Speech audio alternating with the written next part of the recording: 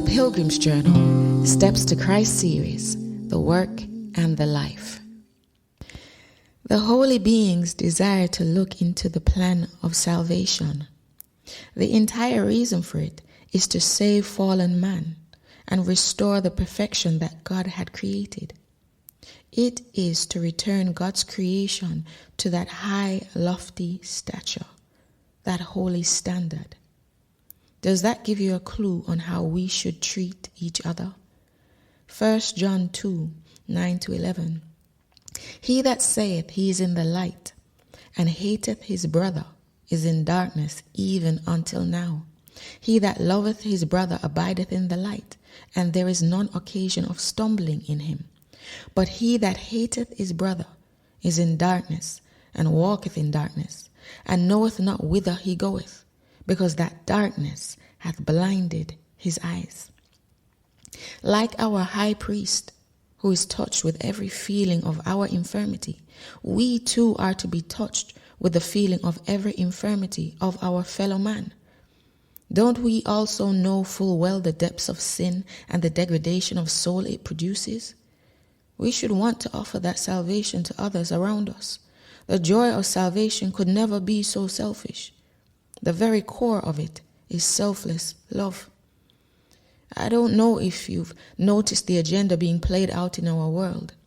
It's to control the minds of the masses for the supposed sake of the planet and common good.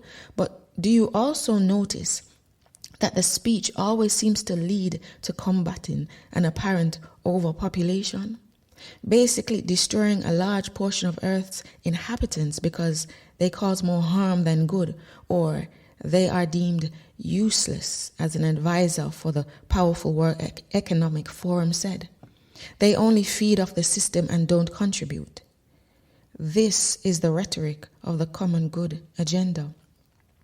It is a pretended care and protection for the planet and humanity of the highest order. Whether to stop a pestilence or to slow down the destruction of the planet, their purpose is always the same: to get rid of those who either will not comply or who they feel have no use to them. But Christ is the light, and anyone who is of the light shines not for selfish intentions, but for the world to see, that they may be drawn to the light out of the darkness into life, that they too will be saved. We are saved to serve, and we have been told of the best way to shine that light. Have you ever tried to present the plan of redemption to someone who is sick? What do they really want to hear? They want to hear how they can get better. That is why the medical missionary work is the right arm of the three angels' message. The providence of God is perfect. Knowing exactly where the world will end up, He has given us the very thing to equip ourselves and others. And if we genuinely feel the amazing grace of God working in our lives, it will lead us to the same work as Christ did in lifting up fallen man from where they are.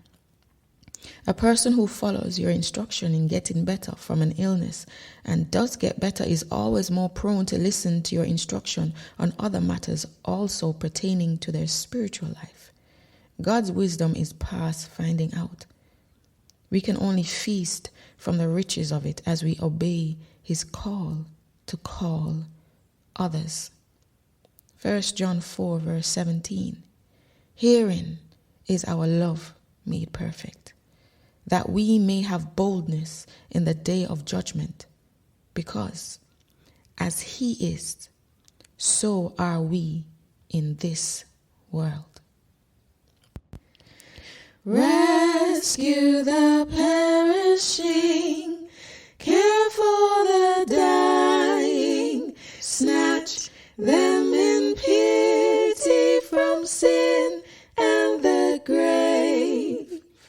Weep o'er the erring one, lift up the fallen, tell them of Jesus the mighty to save. Rescue the perishing, care for the dying, Jesus is merciful.